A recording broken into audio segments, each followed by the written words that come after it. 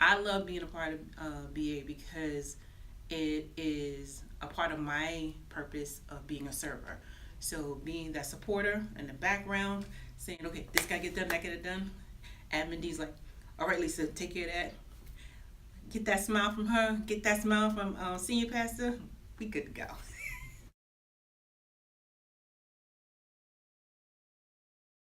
I love everything about BA. This is a new experience for me, but I love the fact that I am learning something new, going to a new place where God is sending me to, and just helping this company facilitate the needs of our ministry as well as other businesses. So it's something new that I'm learning, and I'm enjoying the ride of learning it. Okay, what do I love about Barham Associates LLC BA? Wow. Um, it's truly one of my babies. Before I would say it's my baby, but it's one of my babies. It's the beginning.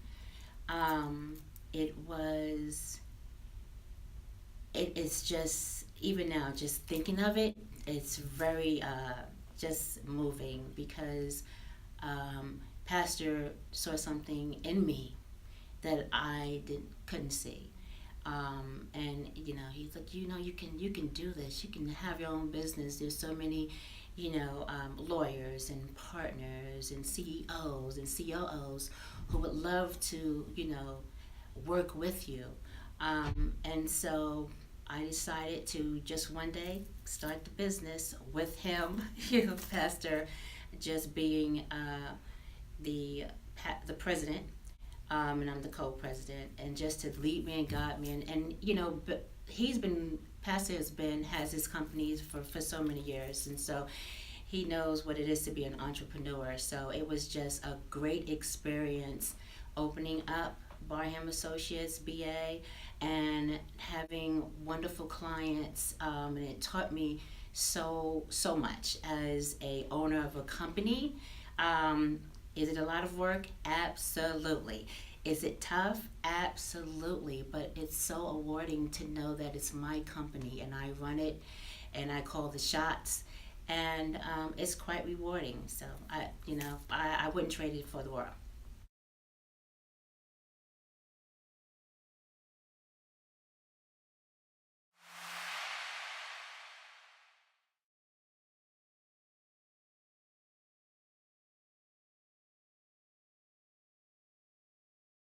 What I love about Bridge the Gap, oh my God, is that how it has transformed and transformed me.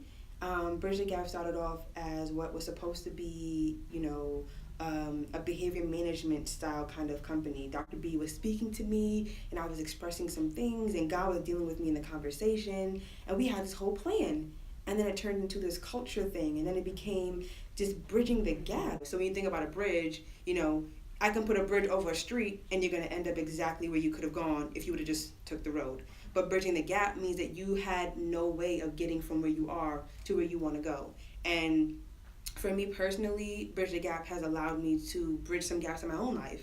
And I hope Bridge the Gap will kind of have the same impact that MTM has more than me, because I hope that people who come to my events or who are part of our teachings and workshops, that they go home and they want to bridge their own gaps. It is just my baby. And to be quite honest with you, I think I've always had this in me. I used to always be the person who I would feel or think differently than everybody else. But I would keep it to myself because I was afraid that I would get backlash. So for a while, I began to pretend to be somebody else, to fit in with the crowd. Even though in my head, it didn't bother me that they looked this way. It really didn't make a difference to me that they acted this way or ate this food to me. But to everybody else it did, so I did it to fit in. And Bridge the Gap allowed me to honestly shed that skin and to be this person who can say, at the end of the day, we all have a gap we need to bridge, and let's just do it together.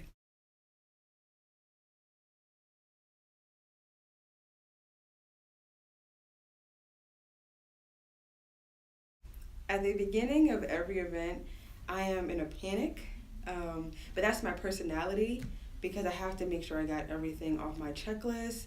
I have to make sure that everything kind of flows. And Dr. B, it has really been working with me to kind of say, like, if you put the work into it, if you do the preparation and planning, you just let God do the rest. During each event, I am just really hoping that people are walking away, or they will walk away kind of having a better idea of whatever the topic was. So in each event, I'm just really hoping that the mindset of those who attend, or, you know, who are present, is really impacted, that they really understand that, you know, we can change the way we think, and we can change from who we are to, you know, who we're meant to become. My first event, which was a cultural weekend, I was nervous. I didn't go to school for this. I didn't have any background, but I really felt like my passion and desire was what I needed to really push me. I was happy that God was trusting me to do this. The kids came in and danced. I was nervous, but I was more so really excited about the change that was about to happen from this event. Honestly, I don't want to say where I see it, because I thought it was going to be one thing and it turned out to be another. But God did show me, and I spoke to senior pastor about it a while ago. I saw this building that had all of these rooms.